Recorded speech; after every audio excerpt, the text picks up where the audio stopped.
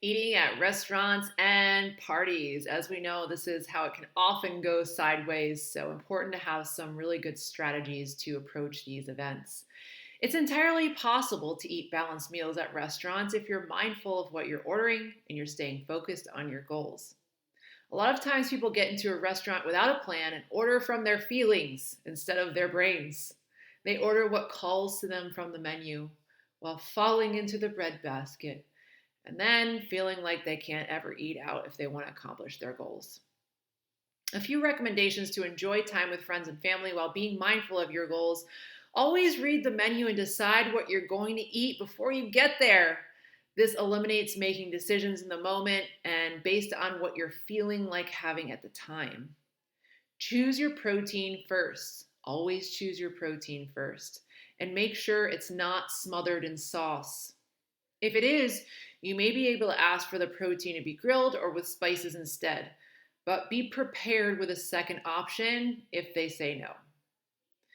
It's safe to say that there's plenty of fat included in cooking at restaurants, so I would assume that it's there and you don't need to add any more. Choose your carb last. Restaurants do a great job adding hidden ingredients into carbs to make them delicious. For example, mashed potatoes are full of cream and butter and who knows what else. And a lot of rice dishes may have a cream sauce or heavy butter as well. Read the descriptions carefully or ask the server how the carb is prepared. Remember that a serving of carbs is fist size or half cup. And pasta, especially, is never served in that amount. So I would avoid eating pasta out unless it's a special occasion. Ask for no bread basket at the table. There is no need to fill up on bread before we eat. I would also skip appetizers for the same reason. However, if someone at the table wants to order one and you want to partake, have a small bite to be social, but keep focus on the meal that you ordered. Order water or unsweetened iced tea. I'm not here to kill anyone's good time, so if you want alcohol, feel free to order that. Keep in mind that in addition to the extra calories, alcohol also lowers your inhibitions, making you eat more than you intended. It might be best not to put yourself in that position if you can avoid it. Skip dessert unless it's a special occasion. Same thing as the appetizer. If someone wants to order one and you want to partake to be social, have a small bite.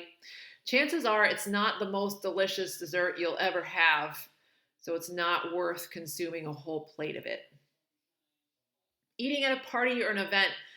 I would argue that eating at restaurants where you can order from a menu is significantly easier than going to an event with a buffet or other food that you have no control over. In these cases, we just do the best we can and be proud of our ability to find balance in challenging times.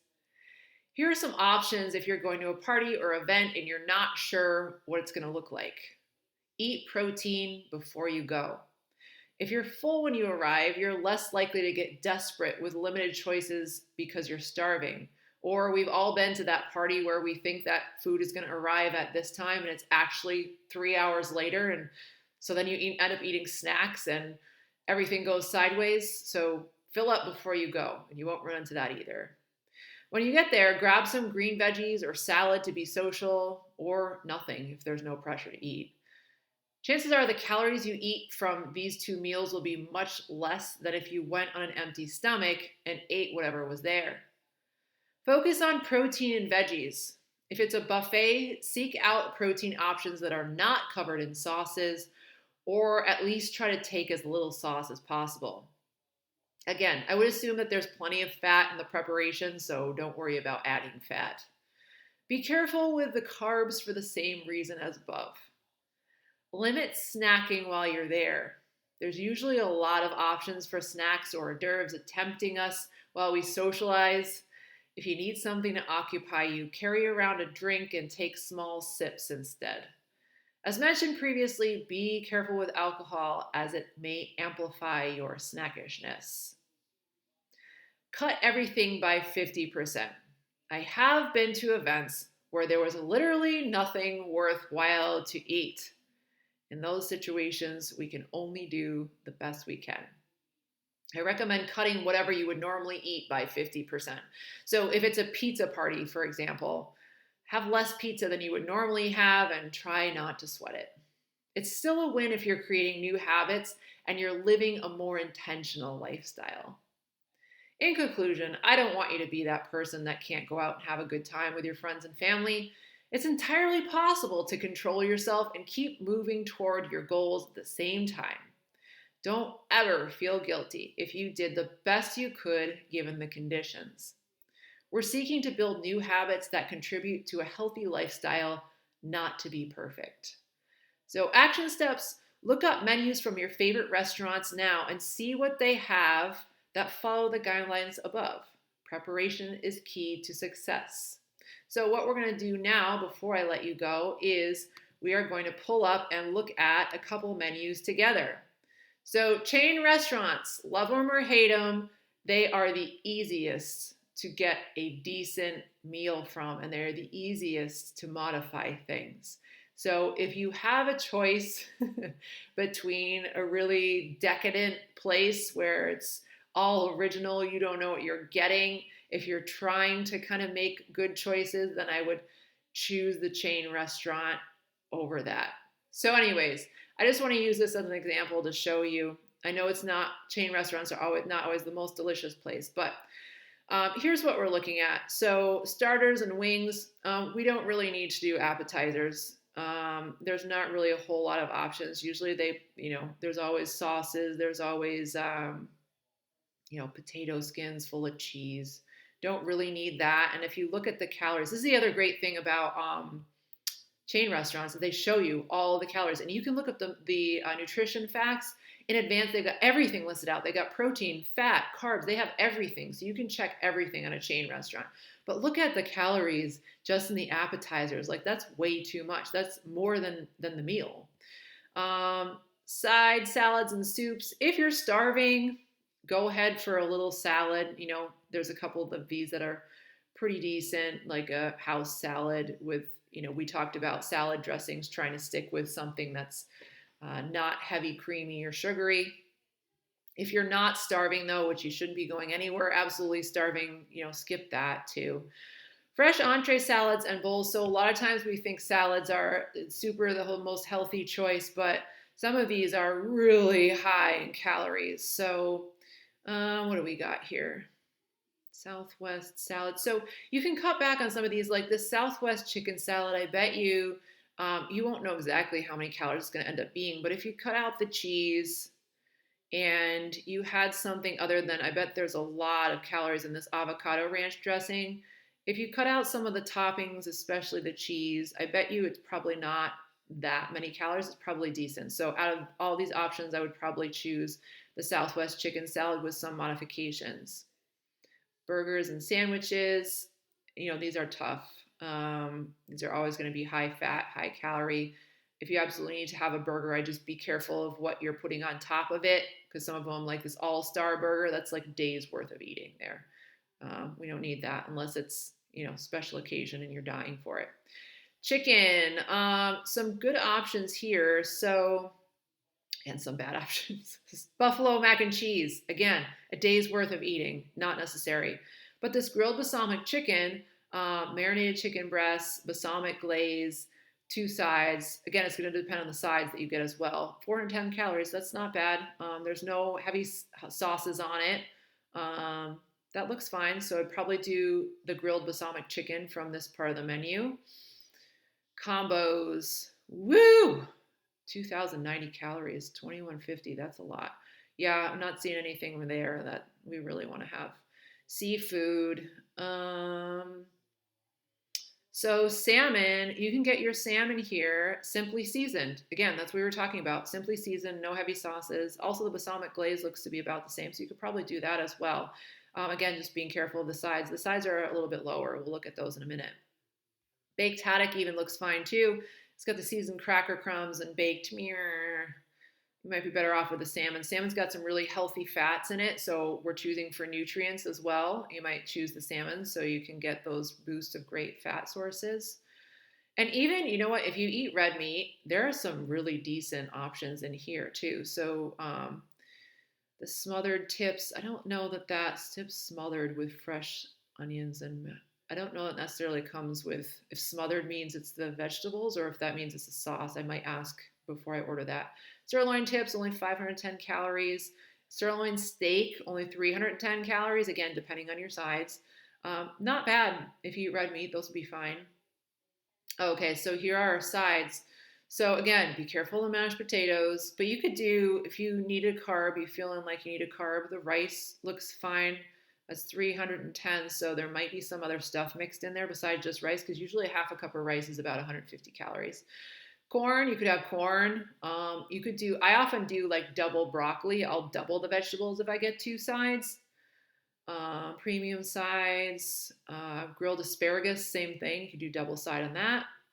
And then just the cocktail menu. So yeah, a lot of different options here that you could choose from. Let's look at, so now we have to look at, look, no shade to Red Rose.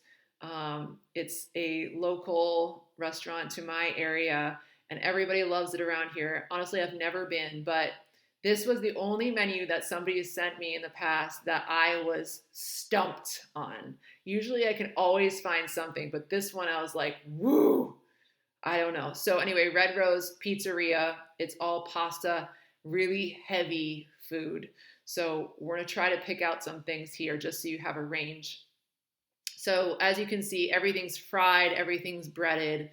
House salad served with Parmesan cheese dressing. So if they have another dressing option, you could do that perhaps. Caprese salad. Oh, that's with the cheese. I would, yeah, cheese is very high calorie, especially when served in like a caprese style where it's like big chunks of cheese. Yeah, I would stay away from that.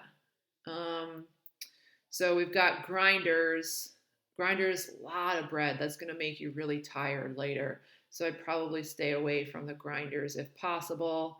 Don't know if they would give you the chicken outside of the grinder. I'm not really sure what you would put it on. That might be weird. So maybe we wouldn't do that. And we got the pizza menu. I mean, there's no real great place to go with pizza as far as making well-rounded choices. Obviously, if you're going to a pizza place to have pizza, then you have your pizza. I'm not trying to kill anybody's good time. I'm just trying to give you some tips on how to order if you're trying to make decent choices. So pasta, yeah, again, guaranteed at this type of place, they're not giving you half a cup of pasta. It's going to be at least 2 or 3 cups of pasta. And once you start eating pasta, that's the other thing is once you start eating it, you're not going to stop eating it. There's the certain ingredients in the pasta that, especially, I mean, you go to Italy, it's a different story, but over here, in the United States, it's different. All right, so we're skipping over the pasta for now. House specialties, again, it's a lot of pasta stuff. Everything's pasta, wrapped in pasta, on top of pasta, over pasta. Woo. See how tough this is? All right, chicken page. Maybe we've got some saving grace here. So maybe the chicken cacciatore might be the best choice here. Breast of chicken sauteed with onions, fresh mushrooms, bell peppers, and marinara sauce. So marinara sauce is not going to have a ton of calories in it. The only thing that I would think in this dish is I guarantee you it is doused with oil. Like it is soaking in oil. The marinara sauce is probably tons of oil. It's cooked in tons of oil, but based on our choices here, that might be your best option. Not saying it's low calorie, but probably best option from what we've seen so far because everything else is even the grilled marinated chicken breast served with mushroom gravy. So maybe you could ask for the chicken breast without the mushroom gravy. What does it say? Served with house style salad and grated cheese and croutons over pasta. So yeah, if you get the cacciatore or the grilled chicken, maybe you would ask to not have the pasta and just have the salad, and then maybe you put the chicken on top of the salad and do it yourself. That would be an option. I'd probably stay away from the grated cheese and the croutons because, like I just said, that chicken cacciatore is going to be soaking in oil. We don't need to add any more fat to that meal. Do we have anything for seafood here? Everything's Alfreda, Gorgonzola, scrod clams and shrimp in a marinara sauce served over pasta. Again, it's probably soaking in oil, but if you can get that, again, says house style salad. Maybe you can do that the same thing with the chicken. Glam sauce, veal parmesan, butter sauce is going to be very heavy. Yeah, looks like that's it. So you see, it can be harder than you would anticipate. Do the best you can. That's that's all we can hope for. If the family wants to go here, you got an event here, do the best you can. Know that some of those sauces and how it might be cooked might be tons of oil, very high in fat, making it very high calorie. But I would rather you do that and try to like minimize the sauce rather than be served a giant plate of pasta that you start eating and you can't stop eating. So if you can choose a restaurant and you know that what you can order and you feel good about that, then go ahead and do that. If you're faced with a situation where it's like do the best you can, then just do the best you can and move on from there because it's not every day. Hopefully you're not going to a place like this every day because it will be challenging for you to move forward with your goals. But yeah, hopefully that was helpful. Send me any menus that you might have that you're like, I don't know what to pick here, and I will do the best I can to help you.